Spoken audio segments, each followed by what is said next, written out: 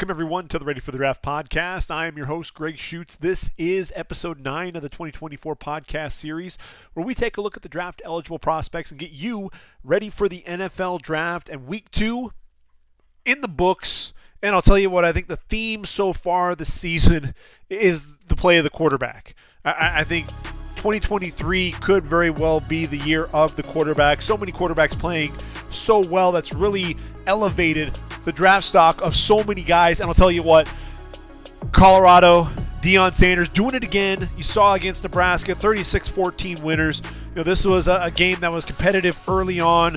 Nebraska, that defensive front really putting a lot more pressure on Shedeur Sanders. And can we talk about Shedeur Sanders for a second? This is a guy that is firmly entrenched in not only the Heisman voting, but a guy that I think can end up being a top 10 pick in this year's draft. And when you look at Shedeur Sanders, the body of work, yes, it's very few games under his belt in the Power 5, but what you've already seen against TCU and against Nebraska is a guy who has tremendous poise in the pocket.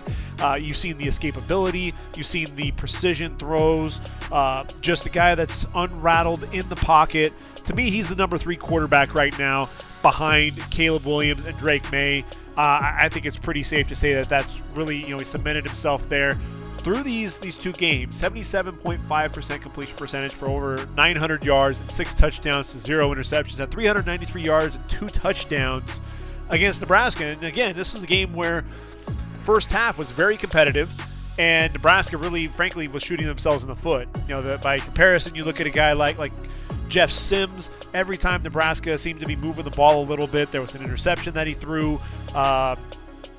The nickelback, Cameron Silman-Craig picks off a pass, a couple of fumbles. I mean, it's hitting him in his hands, and he's dropping passes or dropping the fumbles. I look at Nebraska, and I think at some point you have to talk about moving to Heinrich Haarberg. Sims, yes, he's the dynamic running quarterback, but the ball security has always been an issue for him, and that's really where Nebraska struggled. I thought Travis Hunter had a solid game, but it's one of those to where he wasn't really asked to do a ton. Really, what you're seeing there is Xavier Weaver, 10 catches, 170 yards, and a touchdown. He's going to end up being Shedeur Sanders' go-to target, I think, more often than not. Really a sure-handed wideout, runs smooth routes, excellent timing with Shedeur Sanders. You see that there. So I think Colorado, look, they're playing Colorado State. We already know Jay Norvell's put some bulletin board material there for Deion, and I think it's going to get out of hand early, and they're going to end up having to call off the Dogs at some point. But I can imagine that the leaders and dogs there for the Buffaloes will be looking to run up the score early and often against the Rams. But really a great win there against Nebraska. Got to see a little bit of adversity, how they were going to react. And look, Shedeur Sanders was unfazed by any of that. When you talk about quarterbacks, I mentioned Caleb Williams. We got to talk about him briefly because, look, he really only played in the first half against Stanford. This was a game where he just got out of hand early. The defense looked to just playing a heck of a lot better, a lot more physical up front, being able to put a lot of pressure on the quarterback, getting to Ashton Daniels and Justin Lamson. At one point, they had only completed 3 passes in the game. It was really a nice defensive performance for the Trojans. But Caleb Williams, look, had more total touchdowns than incompletions, 19 of 22, 281 yards, 3 touchdowns, and then 21 yards on the ground and a score as well. And when you talk about Caleb Williams in this game, a guy that just, again, was making it look so easy. Started 6 of 6 for 52 yards. In the first quarter, they're up 21-0, 11 of 13 for 114 yards. You see him, there was the effort plays. A quick throw to Taj Washington. Didn't really end up blocking anyone, but he started running with him a good 28 yards down the field. You see him sprinting and getting out there. You loved his ability to drop the arm angle, throwing around the edge rushers. You see him side-arming it right in there. One of the things that I thought was spectacular on this throw to Dorian Singer, again, he's not going to have this type of time at the next level, but it just shows the creativity, the improvisational skills. There's a 3-man rush. He moves to his left, backs up to give him space, and then moves to the right. Understands spacing with the defenders. Throws a strike to Dorian Singer for 19 yards. He's really pointing Mario Williams underneath the pylon, kind of holding him there. Eyes go back to Singer, who's coming across the back of the end zone, able to fire a strike. Puts it right out in front of the receiver there. Brendan Rice on a 75-yard go route. Just uncorks this deep pass, a good 65 yards in the air. Hits Brendan Rice in stride. 20-yard fade. Throwing it to Singer, who was able to high point the pass and haul it in there as well. Caleb Williams, 171 points through 10 quarters.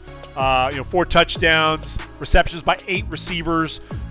Caleb Williams making a strong argument for back-to-back Heisman trophies. But look, not only is he competing with a guy like Shedeur Sanders, there are other guys that are knocking at the door and wanting to emerge, if you will, as a legit Heisman contender and a quarterback that should be talked about in the first 2 days of the draft. How about Quinn Ewers out of Texas? You got to talk about him because why? Texas takes down Alabama. Now, I said during one of my first podcasts, the SEC Outlook, that Alabama could be vulnerable. I thought this was the year. You look at their team, they don't have a bona fide stud at the receiver position. They're replacing 3 starters on the offensive line. Jace McClellan is okay at the running back position, but they don't have like that bell cow that you can really hang your hat on. Jalen Milroe, deep ball accuracy was suspect. And then defensively, a lot of guys that I don't think are proven outside of the secondary. So a lot of question marks, and I thought that Quinn Ewers definitely outplayed Jalen Milroe. 24 of 38, 349 yards, 3 touchdowns, no interceptions. That was the biggest key there for Texas. And with Ewers, this is a guy who last year he looked a little bit heavier. Not only did he cut the mullet to lose some weight there, but he's actually under 200 pounds. He's 6'2", 195 now. The shorter haircut as well, but you saw him actually take off and run the ball for a good 8-9 yards. He's not a guy that's going to be explosive or anything like that, like some of these other quarterbacks we're talking about. But man, you just see the mobility, his ability to move in the pocket a little bit better than he had a season ago. You watch him, throw on a whip route to Xavier Worthy, put the ball to the outside, ultimately right off the receiver's hands, but threw an excellent throw. The deep ball accuracy was an issue for him. I think the broadcast noted that 22% of it, on his passes that were 20-plus yards in the air.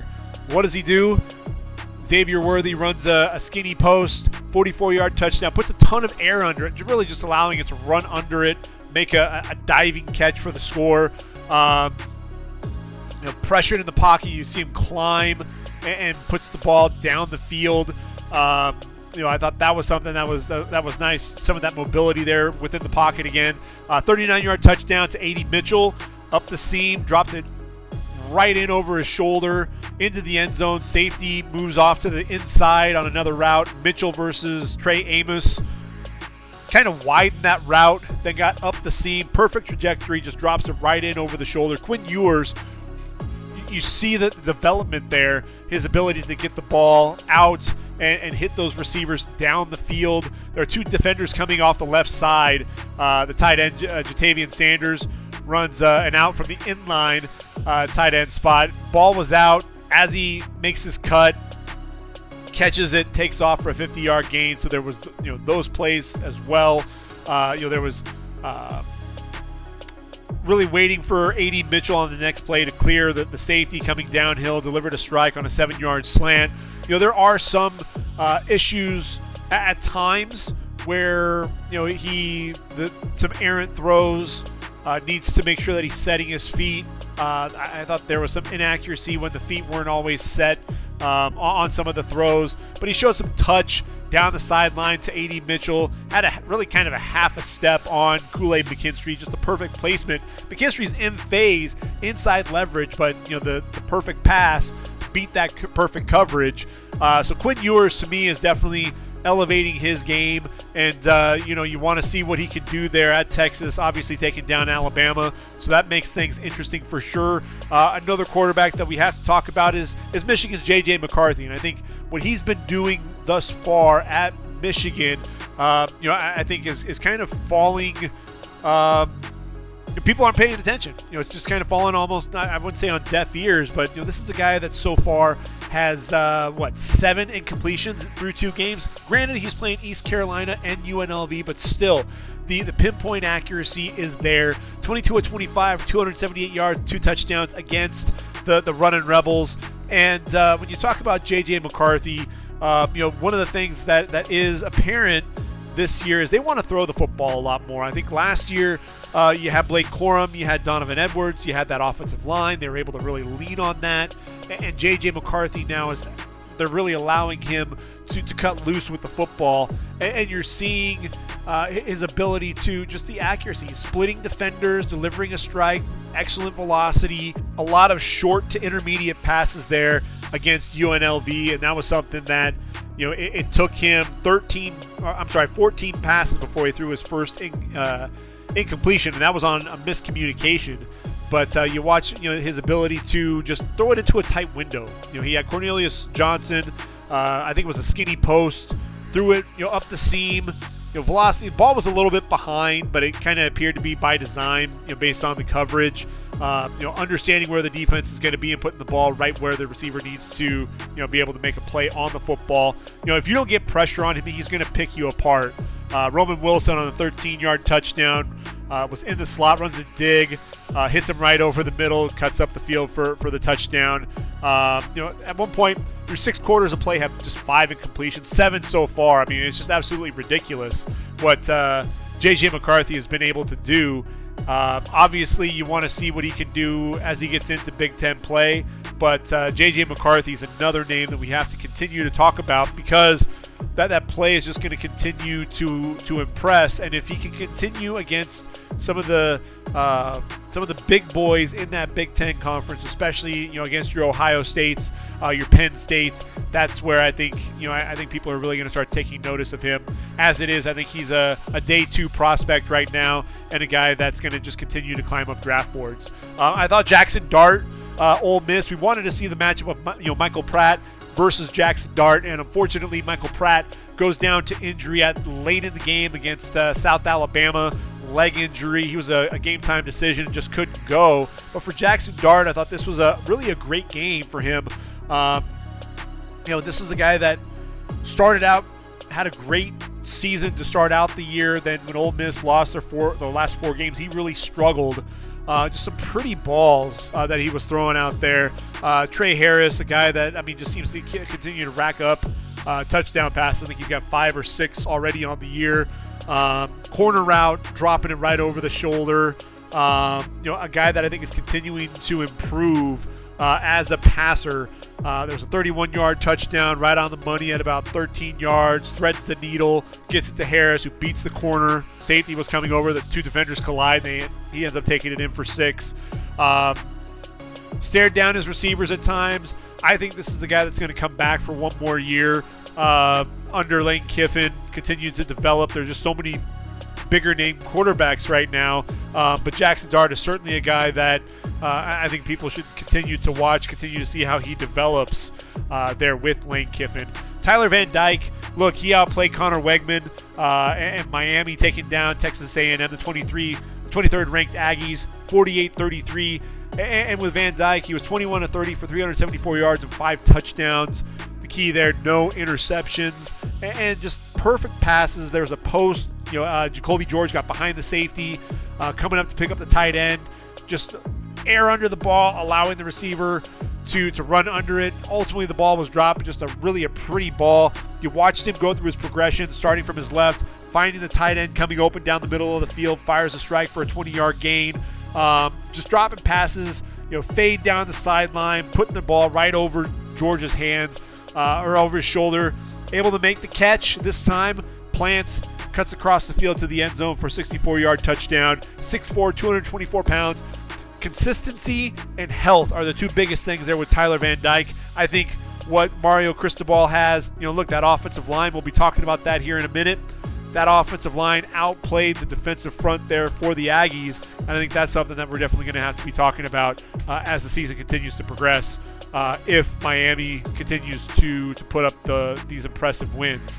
Oregon, Bo Nix. I think we have to talk about Bo Nix a little bit and what he was able to do there against Texas Tech. Not their best showing, and really they struggled against the Red Raiders. It's tough to play in Jones AT&T Stadium, Lubbock, Texas after dark. It gets weird there. But Bo Nix, 32 of 44, 359 yards and a couple of scores. Also ran for 46 yards as well. And I think the thing with Bo Nix, what you see there, he does struggle with accuracy on the run. I think that's his biggest issue. If he gets under pressure, pocket coming up the middle, he'll fade away at times, throwing off of his back foot. You'll see the balls, either sail on him or will come up short. So I think, the arm talent isn't quite up to par with some of these other quarterbacks. He really has to make sure that, if he's in the pocket, really if there's a clean pocket, he's very, the pinpoint accuracy is absolutely there. You saw him, Troy Franklin on a go route. Perfect touch, enough air under the ball, allowing him to run under it. Really hit him in stride. Really a perfect strike for 72 yards. Didn't have to break stride at all. It was just perfectly thrown. A 15-yard touchdown to Tez Johnson on a crossing route. In the pocket, pressured. You saw the happy feet. He's retreating, but he does set his feet. Fires that strike on the to the receiver coming across for the touchdown. A lot of low throws. Had the running back Jordan James coming out of the backfield in the flat. Running back unable to make that shoestring catch. One of the things that you love is seeing some of that velocity on his throws. So the arm strength is absolutely there. Franklin versus off coverage, single wide receiver side, throws it down for the receiver to go ahead and haul in that pass for a 9-yard gain, but the velocity, being able to get it out there in a hurry to his receiver, being able to gun in those throws, but then also have those touch throws as well. Being able to change up the velocity is key. That's something that I think Michael Penix Jr. struggles with at times, not always able to change those speeds up a little bit. So I thought that was, play that we definitely saw from him. When you look at Washington State, when we talk about Washington State and we talk about Cam Ward, Cameron Ward's a guy that people aren't really talking about. And this is a guy that I think could end up deciding to stay. Look, Ron Stone, Brennan Jackson, I think Coach Jake Dickert is setting a culture there in the Palouse. Those are two 6-year seniors on the defensive side of the ball. They decided to come back. They did not hit the transfer portal. Could Cam Ward do the exact same thing? It's entirely possible. 6'2", 220 pounds, a guy that just gets the ball out of his hands really quickly. In this game, 21 of 33, a little over 200 yards, 2 touchdowns, also had 43 yards on the ground. Really nice touch throws. Had the running back on a wheel route, allowing the running back to run under it. Really a nice play. The running back didn't have to adjust to the football. Really just puts it right there on him. Again, I think Cam Ward is proving to be a draftable commodity, but when I look at Cam Ward, I think because he has another year of eligibility, I think it would behoove him to come back to Pullman for one more season, play in Martin Stadium again, another place where things can get weird at times, and see what he can do for the Cougars there.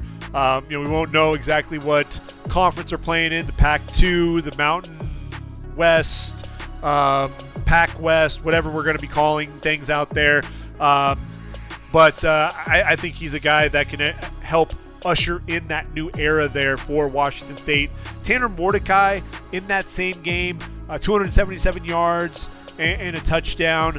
This is a team that's kind of in a transition, right? They're moving from Paul Christ and that running offense to Phil Longo's spread offense. And Mordecai, the thing for him where he was at his best was being able to put the throws on a line. You saw that either down the field to the opposite side of the field as well. The touch was lacking, I thought, but I think the chemistry with these receivers, he's getting there. Hitting DK down the sideline. Will Pauling is developing into a go-to receiver as well. Skylar Bell hauling in a couple of passes. Like I said, the biggest thing is those balls down the field with velocity, gunning him in there. A lot of stuff is on a line, so you didn't see as many receivers running under the football that you might have seen on some of these other throws from other quarterbacks. The other thing too is just the clock. The internal clock to get rid of the football. Ron Stone lived in the backfield. We're going to be talking about a few edge rushers who really helped themselves. Ron Stone may have been the guy that everyone is going to be talking about when it's all said and done for week number 2. He just seemed to really be everywhere in the backfield. And really, let's go ahead and actually talk about Ron Stone because we've kind of gotten through the quarterbacks. I think the one name that we still ought to mention is Jalen Daniels, a guy there for Kansas against Illinois, 34-23 winners. When Jalen Daniels is at his best, he's one of the best quarterbacks in the country. The dual threat ability, you see the arm strength continuing to improve. This is a guy that's going to come back to Lawrence, Kansas for one more year. I firmly believe that he still needs to improve as a passer, but I thought had another really solid game. He's the guy to continue to keep an eye out for, with that development for sure. But let's get back to the Washington State-Wisconsin game. Look, the Badgers ranked number 19 in the country, and Wazoo taking them down 31-22. And Ron Stone Jr., look, he's got the bloodlines. Dad played in the NFL, but this guy just consistently, you saw the stab with the inside hand, and then the slap with the outside, flattening out to the quarterback after dipping that inside shoulder. He get that inside shoulder really low as he turns the corner, flattens out, gets to the quarterback, and then as he's getting there, he's chopping down on the quarterback's arm. Tanner Mordecai, with 2 forced fumbles. And you look at Brennan Jackson, his running mate there on the opposite side, had 2 fumble recoveries, one of which he actually took in 2 yards for the score. But it was rinse and repeat, right? I mean, it was stab, slap, dip, flatten, get to that quarterback. And it was time and time again. And Ron Stone, look, he's 6'3", 235, really at his best as a stand-up edge rusher. He's an outside linebacker at the next level. I think he's a guy that's definitely helped himself, really have people take notice of his play. You couldn't help but notice that. Just constant pressure in the backfield against Tanner Mordecai. Really, when Jack Nelson got his hands on him, that was where he was neutralized. He needs to be able to take advantage of that speed and the quick hands. When he was stabbing, able to throw Jack Nelson off, one of the plays, he actually got into the chest of Nelson. And then as he comes to slap, Nelson ends up falling down. And he's able to really get a free line to the quarterback. I thought Jack Nelson was definitely exposed there for Wisconsin at that left tackle spot. No way he can handle speed at the next level. He's a guy that's going to have to either move to the right side or kick inside. The footwork, he struggled to get out and really handle Ron Stone. The quickness, the hands, he couldn't match up with that. Lost leverage, needs to keep that pad level lower. Like I said, though, when he got his hands in, when he was able to shoot his hands and win early, he was able to control Stone, but that didn't happen very often. I thought Jack Nelson really struggled mightily in this game. Brennan Jackson, 6'4", 263, edge rusher. He was the guy that seemed to continuously be kind of Ron Stone's running mate. He's more of a guy that's going to put his hand in the dirt and come off the edge, but a guy that I thought both of these guys are going to get drafted. I think Ron Stone, because of his pass rush prowess, may end up getting drafted a little bit higher. But look, Brennan Jackson, I think he's more scheme versatile, so I think that may bode well for him as well. If you're talking about Arizona State, I know they lost 27-15 to Oklahoma State. Jaden Rashada, the quarterback, only 167 yards and a pick in that game with 1 touchdown.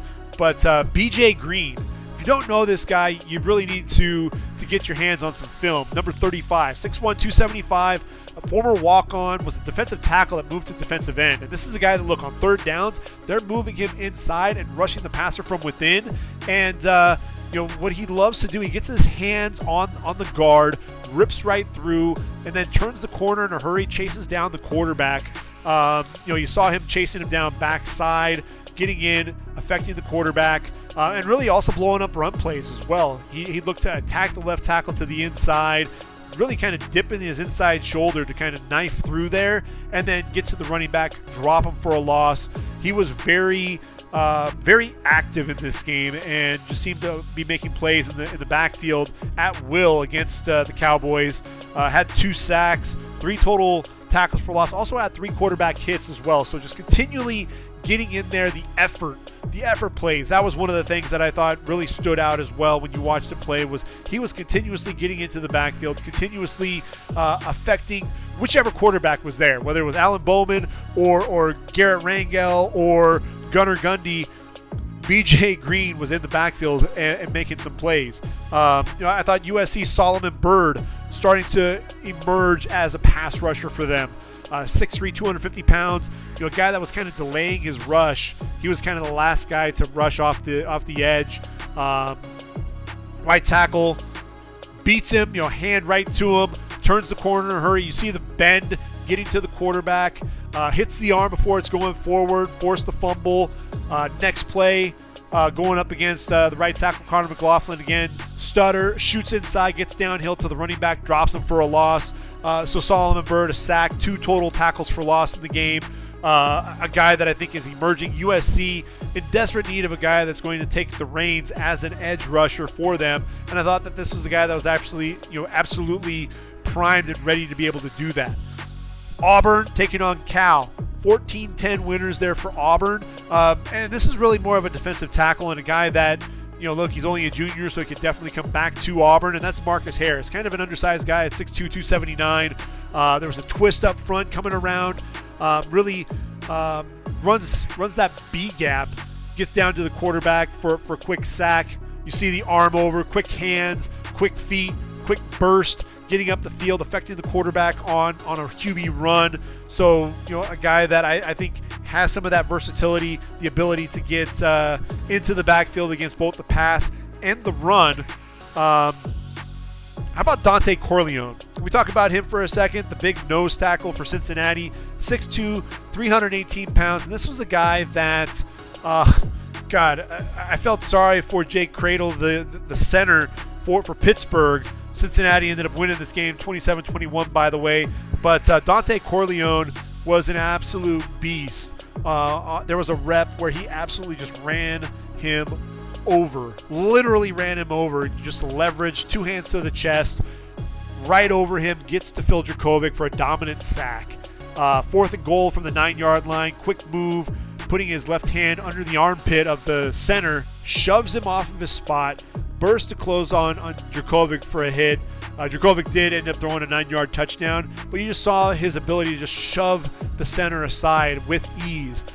Phil Dracovic, I think the luster is kind of finally worn off with him. Just 10 of 32 for 179 yards. Did throw 3 touchdowns in this game. But this is a guy that struggled, the passing, on the move, inaccuracy.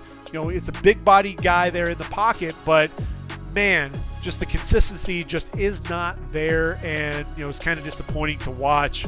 And look, Emory Jones, he didn't wow anybody. Had 125 yards passing and a couple of touchdowns, on the day. But really, it felt like Dracovic. There was just, he left so many plays out on the field, and so it's one of those things to where I think Dracovic, a couple of years out, there at Boston College, everyone was expecting him to kind of take that next leap. It just never happened, never really materialized. And I look at Phil Dracovic. I don't know that he's going to get himself drafted this year. Jawan Briggs out of Cincinnati, another guy, 6'2", 297, versatile, can play both defensive end and the nose. A guy that was getting up the field, flushing the quarterback from the pocket. Effort. That was one of the big things that I saw. He worked up the field against the left tackle, Mac McCalvis, a guy that I think really should be playing right tackle at the next level. Struggles with some speed, but can be dominant in the run game. We got to the quarterback. He had stepped up away from pressure. Dracovic did. Rolls to his right. Still kept coming around. Chased Dracovic all the way down. Ends up getting the sack on the play before Dracovic could really pull it and take off and run. So I think that's something that definitely jumps out. If we go back to the Friday game and Jalen Daniels, obviously you got to talk about Jerzon Newton, Johnny Newton, another 6'2", 295, man among boys, push-pull on the right guard, beating him up the field in pass protection. You saw him lining up over the right tackle, keep the leg drive to push him back, uses the hands to get off the block, bends to turn the corner, flushes Jalen Daniels from the pocket, forcing a throwaway. Two-hand swipe down on the right guard, rip through, burst to get to the quarterback for the sack. A guy that, look, again, two hands into the chest of the right guard, drives him into the backfield, comes off that block, bursts to the quarterback. Daniels did avoid that, was able to fire a strike there, but again, just seemed to be living in the backfield. Rip move coming off the ball, beating the right guard, shooting in B gap to pressure the quarterback, lines up over the left guard, loops through the A gap, bursts to the quarterback, able to kind of step up and avoid him. But a guy, look, when you're talking about Newton, 6 tackles, 2 sacks on the game, a guy that was consistently getting into the backfield and making plays. To me, this guy's a surefire first rounder, and a guy, when you talk about where Kalijah Kancey came off the board at number 19, Jerzon Newton for me is right in that vicinity. I think that's something that I feel pretty comfortable in saying.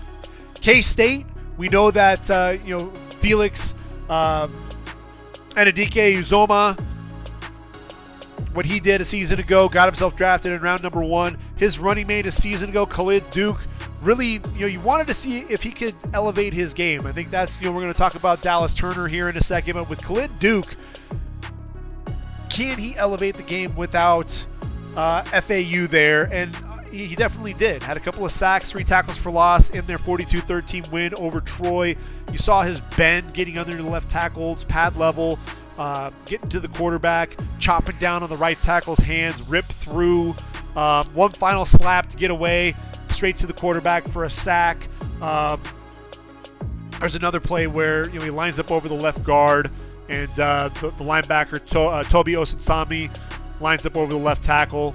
Left tackle crashes to the left guard, and Duke starts on the left guard, loops around, speed to the quarterback, trips up Gunnar Watson for the sack, gets a forced fumble on that as well.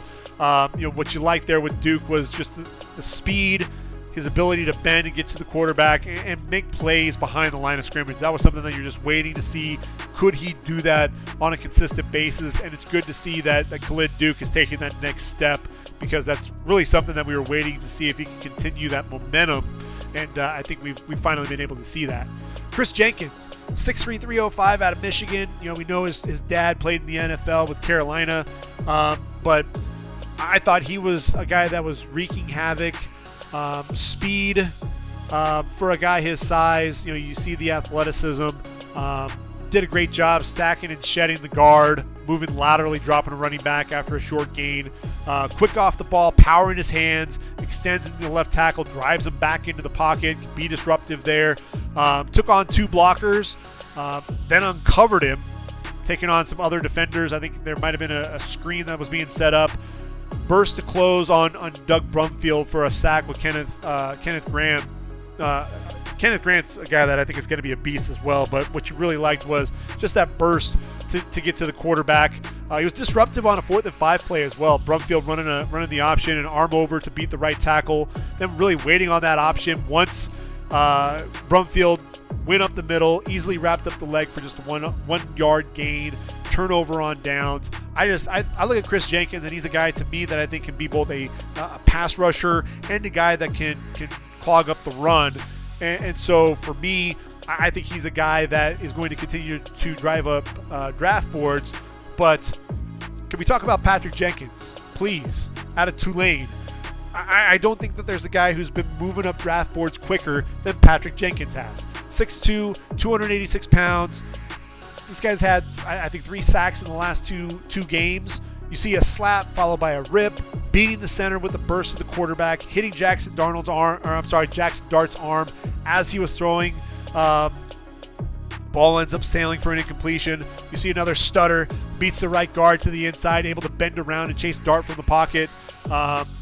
Ultimately, the quarterback steps out of his tackle, right into Darius Hodge for the sack there. Drives the left guard back into the backfield.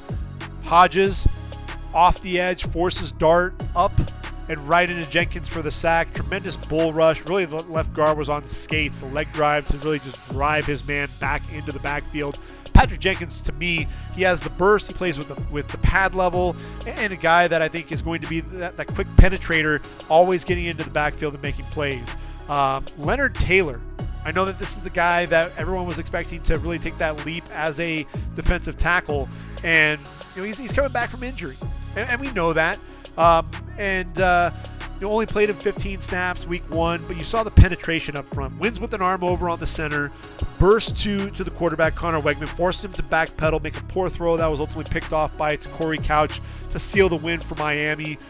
He's a guy that can be a game wrecker. They just need to kind of continue easing him into that play, but a guy that I think is definitely going to continue to move up draft boards. I think his play is something that really, as Miami gets into ACC play, keep an eye out for Leonard Taylor, what he's going to be able to do up front. Some other guys to make a note of: Danny Stutzman, 17 tackles, a sack, couple of tackles for loss there against SMU. Really looking comfortable in Brent Venables' defense. Devondre Sweat, the big dude there for Texas, 365 pounds, stout at the point of attack, tremendous hands, the ability to get a push up front, take on multiple blockers, but then also a tremendous burst. The guy that was affecting both the pass and the run, something that I think definitely stood out. Jalen Hutchings, one of my favorite defensive tackle prospects as well, the nose tackle there for Texas Tech, a guy that's played in 53 games, 500-pound bench press, 700-pound squat. They talked about that on the broadcast, but a dude that he moves pretty well for a guy his size. I will say that. He's a guy that's going to chase down the quarterback on the outside. He was pursuing Bo Nix. Gets up the field in a hurry. He was there's a stutter that Bo Nix had, able to stay with him, didn't really go for the fake, was able to not only change direction, but then also start and stop and not really lose that momentum. You see him extend his arms into the center, stout at the point of attack, able to stack, shed, pursue the quarterback. Jalen Hutchings, to me, is a guy that I think people really need to start knowing that name, a guy that I think is just going to continue to impress and start moving up draft boards a lot more. Mama Jongmeta, 10 tackles, a sack, 3 tackles for loss. You saw the speed coming off the edge, really was waiting for that, seeing that speed, getting to the quarterback, and then the sideline to sideline ability. I still think the lateral agility isn't quite there. I think he's a little bit slower moving sideline to sideline versus coming downhill, but really a nice game there for Jongmeta. Mississippi State, Jet Johnson, 6'2", 235, a guy that led the SEC in tackles a season ago, 11 tackles, a sack, 2 tackles for loss, also had a couple of interceptions. They were off of McCarron, but there was another play where he really read the quarterback size. Jaden DeLora, 4 interceptions on the day, and Arizona still almost beat Mississippi State. They took them into overtime before they finally lost the game. Jet Johnson, dropping into coverage, read the eyes of DeLora, slid to his right, throw it to Jacob Cowing on a curl route, jumps the route for the interception to set up 1st and goal for the Bulldogs. Run play to the perimeter with Jordan Morgan pulling. You saw the violent hands to strike Morgan first, push him to the outside. Wiley cuts inside that, comes off that block to drop him for no gain. Runs the alley really well, coming downhill, getting to the quarterback, or getting to the running back.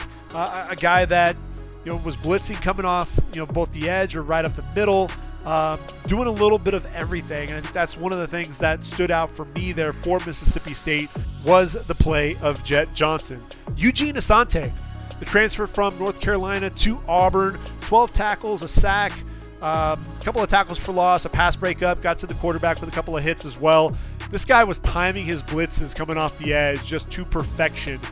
Coming off the edge, untouched to the quarterback for sacks. You also saw him run blitzes, knifing in, tripping up the running backs. It may have been just the defense there with Cal just not accounting for him, but he just seemed to be all over the field making plays.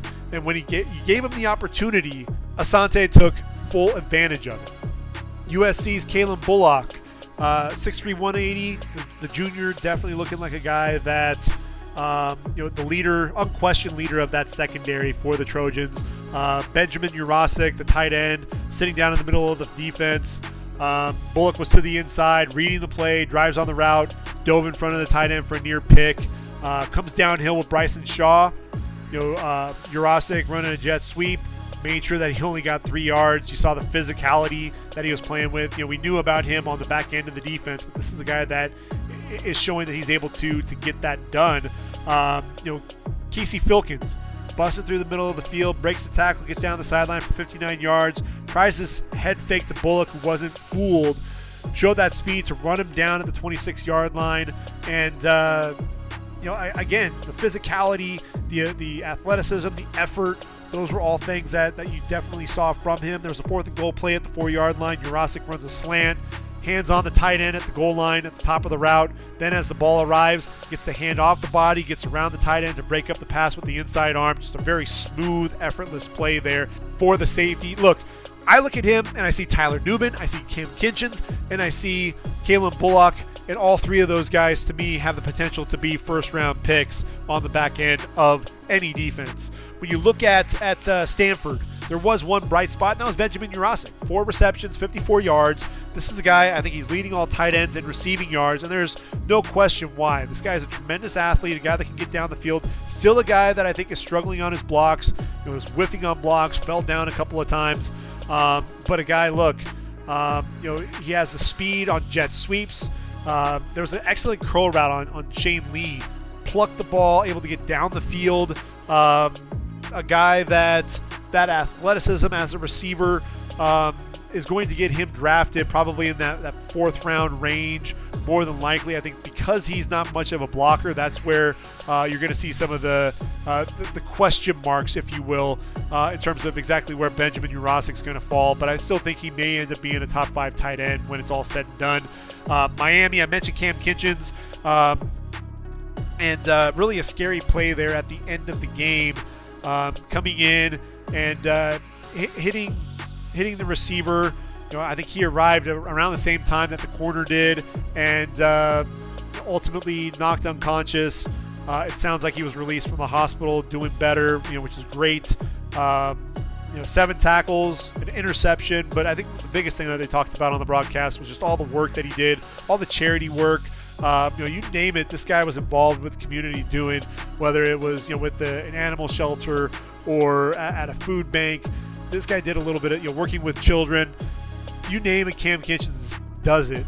But then you watch the play on the field as well, and everything that he was able to do.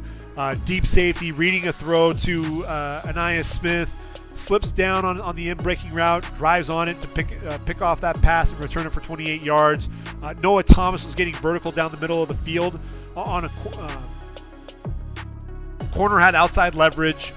Kinchins coming over the top, showing great range, undercutting the route, elevating, nearly picked off the pass. Brown ultimately dislodged the ball from him. Otherwise, he would have had that pick. Run play off the edge, comes downhill in the box. Jaden Davis puts a helmet on the ball, able to beat Amari Daniels to the ball for the fumble recovery. Jaden Davis is another guy that is an interesting guy. He's over 6 feet tall, transferred from Oklahoma, really struggled with the Sooners at times. You saw the talent, but just really couldn't put everything together. Seems to have really found a home here in Miami. 8 tackles, a couple of tackles for loss, and a pass breakup to go along with that forced fumble. Jaden Davis is a name that I think teams are going to start really taking notice of, because he was a guy that I think he's really improved his play overall. And I think at that cornerback spot, teams are going to be looking for that. UNLV, if there was a bright spot for them, I thought Jackson Woodard was that guy. 8 tackles and a pass breakup on the day. Woodard was a guy that transferred from Arkansas, followed his head coach Barry Odom to Las Vegas. Very active. Had 12 tackles the week prior, another 8 tackles here, plugging holes coming downhill in the run game. You saw him blitz from depth through the B gap, leaps into the throwing lane, knocking a pass right back into JJ McCarthy's face. This guy also a 4.0 GPA in kinesiology, really a smart guy. And you saw the play definitely resembled that, just the headiness and the intelligence, and the instincts that you saw out there on the field. Phillip Brooks had a day for Kansas State. 7 catches, 94 yards, and a touchdown. But, he was making plays as a running back, had a 2-yard touchdown there, was returning kicks. And, I think with Phillip Brooks, I don't know how much he was really on team's radar. Just 5'8", 171 pounds. But but you see the elusiveness with the ball in his hands. He can make the first man miss, touch the ball again as a receiver, a running back, kick returner, punt returner. The 39-yard touchdown, runs a crossing route, clears the linebacker, makes the catch, gets down to gets to the edge, down the sideline, gets a block from the receiver, tight ropes the sideline for the score. You just see the athleticism, you see his ability to play from the slot. He's the guy that I think could sneak into that day 3 conversation at that receiver position. A veteran there, has played a lot of games for the Wildcats, and a guy that I think teams really need to start paying attention to. And I mentioned the tight end position, and one of the tight ends that I think is going to be competing to be the number 1 tight end taken, not named Brock Bowers, and that's going to be Ja'Tavion Sanders. A guy that really was the number 1 weapon at least in terms of yardage. Had 5 catches, 114 yards on the day there for Texas. I thought A.D. Mitchell had a great game. Xavier Worthy, we talked about some of their catches, but Ja'Tavion Sanders had that 50-yard catch. He's a guy that I think is really starting to emerge and making more of a name for himself. I thought there was a block on the outside that really helped A.D. Mitchell get 8 yards on an end around.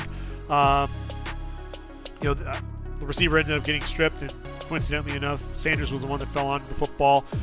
He's strong with the ball in his hands, absorbs some big hits, gets open up the seam, and then he shows the speed to get down the field. I think that's something that definitely jumped out. And I mentioned Dallas Turner, and I didn't talk about it sooner, but Dallas Turner, where has he been? This is a guy that I think everyone was expecting him to make that step up. He has yet to really be a factor in the backfield, affecting the quarterback like everyone was expecting. We did give Will Anderson Jr. a hard time to start out the year a season ago because he wasn't affecting the quarterback like he did as a sophomore. But when you look at Dallas Turner, just a couple of, I think he had 3 tackles against Texas, but a guy that just wasn't really affecting the play in the backfield like you would expect. 6'4", 240 pounds. He's definitely explosive, but I look at Laiatu Latu. I look at the way that he's able to affect the game. You're not seeing that from Dallas Turner. To me, Laiatu Latu has passed Dallas Turner in terms of that play. And really, for me, you can sit there and say, all right, he's got the skills. We've seen what he's able to do. That's also with Will Anderson Jr. opposite him. What can he do on his own? Can he create on his own? Can he get to the quarterback? Is he a playmaker? That's going to be a big question mark. And right now, I don't have the answer for that. I don't know if the answer is yes or not. But works from right to left. Drives the tight end, Ja'Tavion Sanders, down the line. Comes off the ball on a 4th and 2. Wraps up the running back 1 yard shy of the first down. So really made a nice play on the run. But it's really a big question mark, I think, for me right now is what is going to happen with Dallas Turner and Bama. They need a guy on the defensive side that's going to be able to put consistent pressure on the quarterback, and Dallas Turner is going to have to be that guy. So I think he may start feeling some of that pressure. So when we talk about Week 3, and I think Week 3, there are a lot of matchups that are non-conference, and really I think it's starting to ramp down the non-conference games. Not really a ton of games that stand out as key games to watch, or matchups between 2 ranked opponents. Oklahoma taking on Tulsa.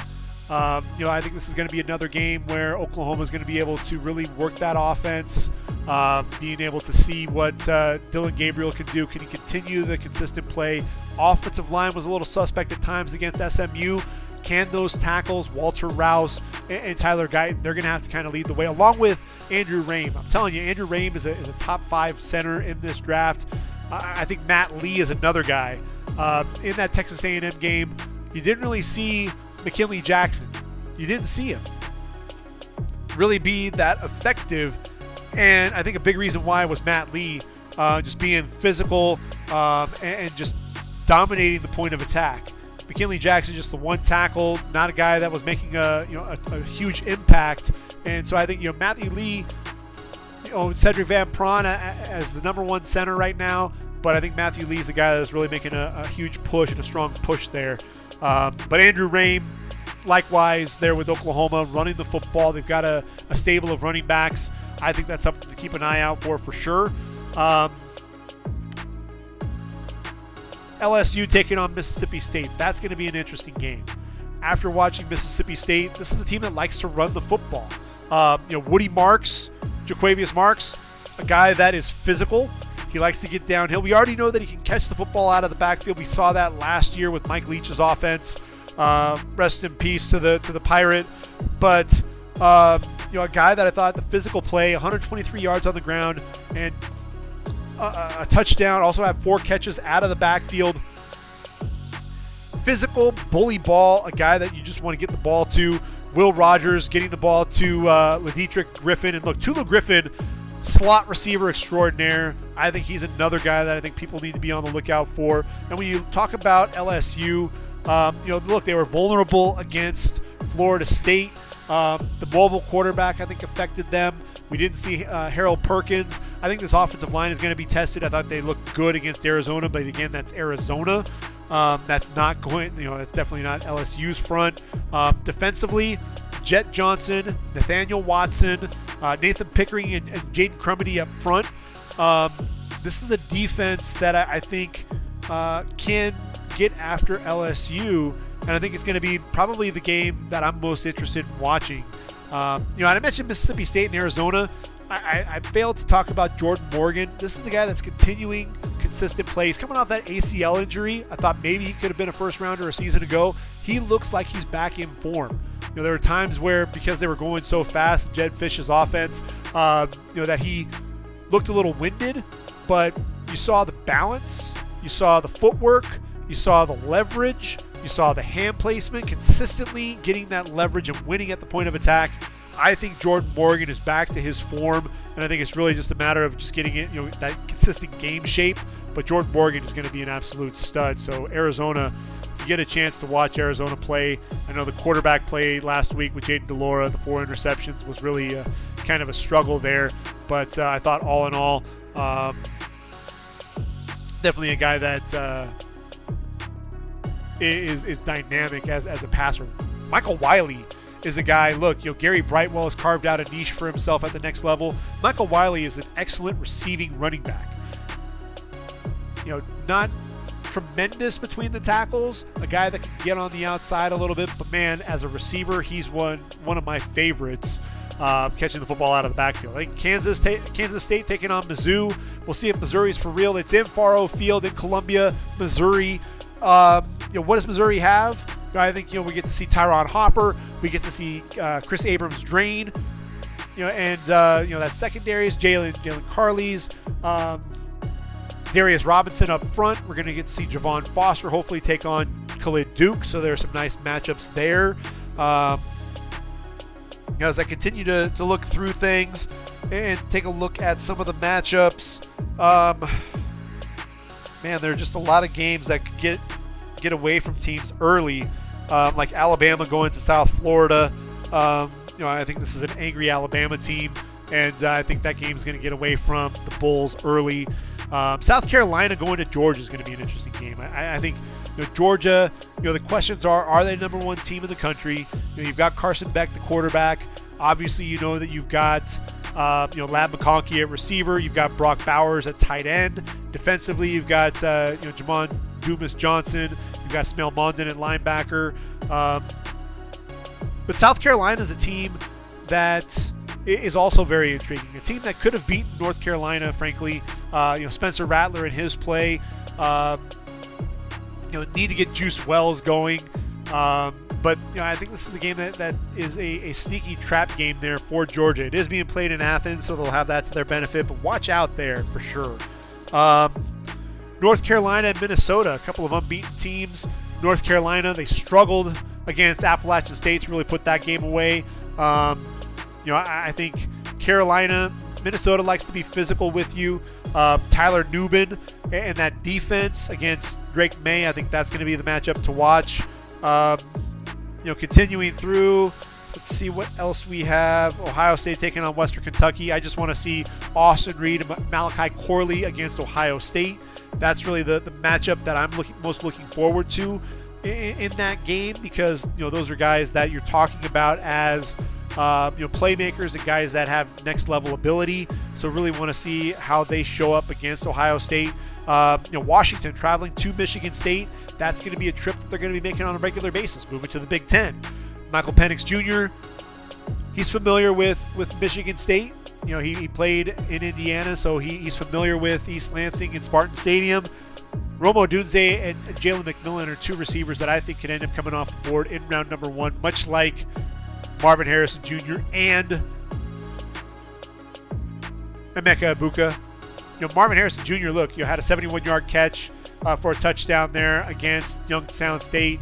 Oh, and Keon Coleman against Southern Miss. A crazy catch along the sideline. Then he gets the speed down the sideline, hurdles a defender, shows some power to finish the run. I mean, these two guys are just different. They're receiver 1 and 2, but I think Rome Odunze and Jalen McMillan are right there in that conversation as top 5 receivers in this year's draft class at this point. Florida in the swamp taking on Tennessee. Joe Milton just needs to show that consistency. That's really the biggest thing for me. I think Tennessee should end up winning this game handedly. Really the big question mark is, what are you going to see from Graham Mertz at that quarterback spot? Keep an eye out for John Campbell Jr., the left tackle there for Tennessee. I think he's the guy that's going to be rising up draft boards. I love the physicality. You see the athleticism out there as well. He's a guy to definitely make note of there for the Vols. Michigan taking on Bowling Green. How many incompletions are we going to see from JJ McCarthy there? I think the over/under is probably going to be 4, and I may end up taking the under if it's set that way. Let's see, Texas taking on Wyoming. Look, Wyoming, they upset Texas Tech, who went to took to the wire against Oregon. I don't think Texas is going to have any issues there. I think Quinn Ewers is going to have a field day and really let loose. Colorado against Colorado State. I think the only real question here is just how many points are the Buffaloes going to beat the Rams by. You look at Shedeur Sanders and Weaver and Hunter at the receiver position. You also have Dylan Edwards, the freshman running back. But I'm still going to be watching the Rams. I want to see Torrey Horton, what he can do in that passing game at the receiver spot. And then Muhammad Kamara. He's the one pass rusher that I think could end up affecting things a little bit for Shedeur Sanders. Look for number 8 to have, if the Rams want to have any chance at slowing down this offense, keep an eye out for number 8, Muhammad Kamara. And, I think that's the only other game on the radar might be Fresno State and Arizona State. I mentioned Jaden Rashada, BJ Green. They're going up against Fresno State, a team that's 2-0 on the year. But like I said, the matchups, week 3 is kind of a weird week. There's not really a ton of games that you're going to be expecting to see 2 ranked opponents going against each other. I think that changes, though, when you get into week 4. Oklahoma against Cincinnati is going to be an interesting game. UCLA and Utah, Oregon State, Washington State. Look, there are 8 teams in the Pac-12 in their swan song year that are ranked. So that's something to definitely keep an eye out for as we transition into league play. Florida State, Clemson, I think that game, beginning of the year, we were expecting a lot more out of. Ole Miss, Alabama will be an interesting game. That'll be in Tuscaloosa. Colorado at Oregon. We know that that's going to be a barn burner, a fun game. What can Shedeur Sanders do in that contest? So there are some games to look forward to. LSU and Arkansas, I think, will be a fun game to watch as well. Scrolling through things, obviously Ohio State, Notre Dame, that's going to be the prime time game to watch. But Penn State, Iowa is a sneaky game as well. I think that's going to be an intriguing matchup. You could potentially have an undefeated Memphis against an undefeated Missouri team. That'll, if that happens, that's going to be an interesting matchup. And then Cal, the unfortunate loss there against Auburn. The defense played well. Offensively, they really struggled to put points up there, against the Tigers. They move the ball down, and then they miss a field goal. So, Cal against Washington, I think the Huskies can't sleep on Cal as well. So really wanted to kind of talk through week 4 a little bit as well, because we're going to kind of go on a hiatus here for a couple of weeks. Have some travel plans, but we'll get back into the lab, continue the podcast here, like I said, in a couple of weeks, and we'll get back after it. I'll have to make sure that I catch up on next week's games before I deliver the next podcast. So Until next time, everyone, for ReadyForTheDraft.com, this has been the Ready for the Draft podcast. I've been your host, Gregg Schutze. Take care, everyone. Enjoy